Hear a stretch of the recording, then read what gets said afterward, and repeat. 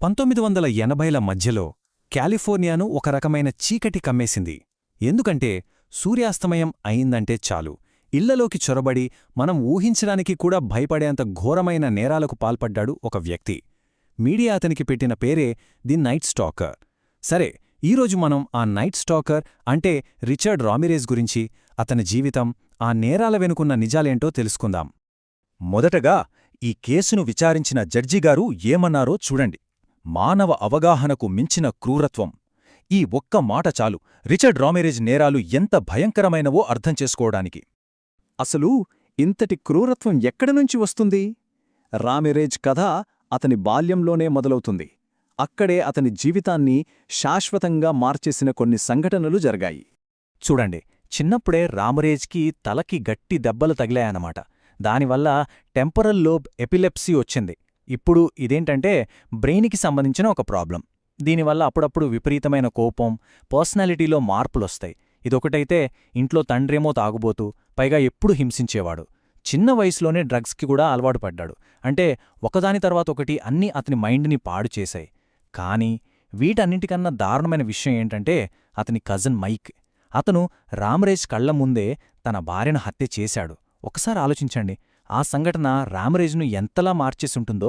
Psychiatrist Michael stone theory ప్రకారం Ramirez పుట్టుకతోనే psychopath కాదట, బదులుగా తయారైన సైకోపాత్. అంటే అతను పుట్టుకతోనే చెడ్డవాళ్లు కాదు, కాని అతని భయంకరమైన బాల్యం, ఆ అనుభవాలు అతన్ని ఒక రాక్షసుడిలా మార్చాయి. అతని నేరాలకు కారణాలు వెతకడంలో ఇది చాలా ముఖ్యమైన పాయింట్. ఈ మైక్ వాలెస్ ప్రభావం గురించి కొంచెం లోతుగా చూద్దాం. అతను వియత్నాం యుద్ధంలో చేసిన ఘోరాల గురించి గొప్పగా చెప్పడమే కాదు, ఆ ఫోటోలను చిన్నవాడైన రామిరేజ్కు చూపించేవాడు. హింస అనేది ఒక మామూలు విషయం అన్నట్టుగా మార్చేశాడు. దొంగతనాలు, హత్యలు ఎలా చెయ్యాలో కూడా నేర్పించాడు.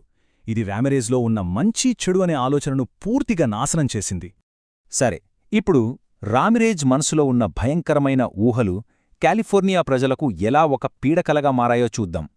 అతని బాల్యం నుంచి నేర ప్రపంచంలోకి అడుగుపెట్టాడు. ఈ టైంలైన్ చూస్తే అతని నేరాల తీవ్రత ఎంత వేగంగా పెరిగిందో మనకు స్పష్టంగా తెలుస్తుంది. కేవలం 14 నెలలు, ఏప్రిల్ 1984లో మొదలైన ఈ హత్యల పరంపర 1985 వేసవి వచ్చేసరికి కాలిఫోర్నియా మొత్తం భయంతో వణికిపోయేలా చేసింది. దాడుల మధ్య గ్యాప్ తగ్గుతూ వచ్చింది, కాని వాటిలో క్రూరత్వం మాత్రం పెరుగుతూ పోయింది. రామిరేజ్ వాడిన ఆయుధాలే లిస్ట్ చూస్తే అతని దాడులు ఎంత ర్యాండమ్గా, ఎంత క్రూరంగా ఉండేవో అర్థమవుతుంది. తుపాకుల దగ్గర్నుంచి సుత్తి వరకు చేతికి ఏది దొరికితే దాన్నే ఆయుధంగా మార్చాడు. దీన్ని బట్టి మనకు తెలిసేదేంటంటే అతని దాడుల్లో ప్లానింగ్ కంటే ఆ క్షణంలో అతనిలో ఉండే ఉన్మాదం, హింసించాలనే దాహమే ఎక్కువగా ఉండేది. ఇది కేవలం ఒక మాట కాదు, ఇది అతని సిగ్నేచర్.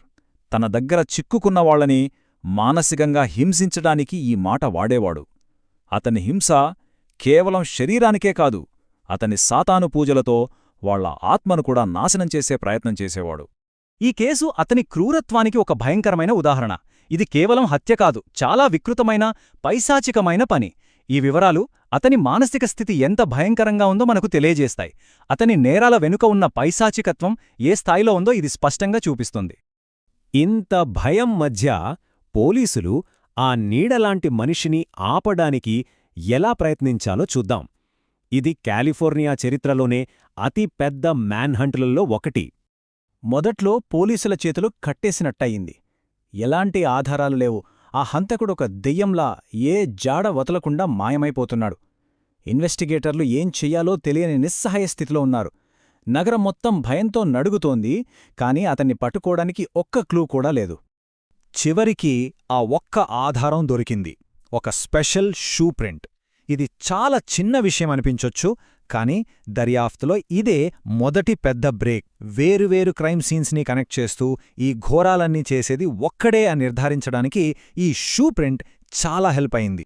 కానీ దర్యాప్తులో ఒక పెద్ద పొరపాటు జరిగింది. శాన్ ఫ్రాన్సిస్కో మేయర్ ఈ కీలక ఆధారం గురించి పబ్లిక్గా అనౌన్స్ చేశారు.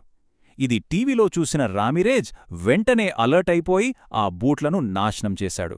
ఈ ఒక్క లీక్ వల్ల దర్యాప్తు మళ్లీ మొదటికొచ్చింది. కానీ అదృష్టం కలిసొచ్చింది. దొంగిలించబడిన ఒక కారులో దొరికిన ఒకే ఒక్క వేలిముద్ర అప్పుడే కొత్తగా ఇన్స్టాల్ చేసిన డేటాబేస్ సిస్టంతో మ్యాచ్ అయ్యింది. ఫైనల్గా ఆ నీడలాంటి హంతకుడికి ఒక పేరు, ఒక ముఖం వచ్చాయి: రిచర్డ్ రామిరేజ్.